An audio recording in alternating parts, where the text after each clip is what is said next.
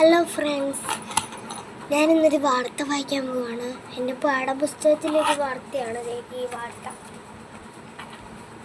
ഈ വാർത്ത ആർക്കെങ്കിലും ഉണ്ടെങ്കിൽ താഴെ കമൻറ്റ് ചെയ്തേക്കണം.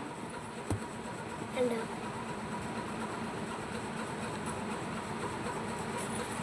ഈ വാർത്ത ഞാൻ ഈ ഒരു സൈഡിൽ വെച്ചിട്ട് അത് നോക്കി വായിക്കാൻ പോവാണ്. അപ്പം നമുക്ക് വായിച്ചാലോ? നമസ്കാരം. വാർത്തകൾ വായിക്കുന്നത് മഞ്ജരി. മഴക്കാലം തുടങ്ങിയതോടെ രോഗങ്ങളും വരവായി.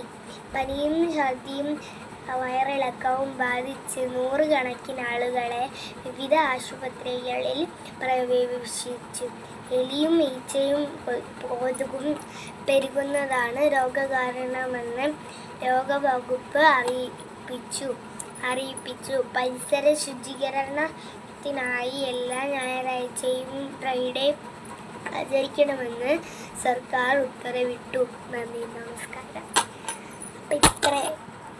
അപ്പം ഇത്രയൊക്കെയുള്ളൂ.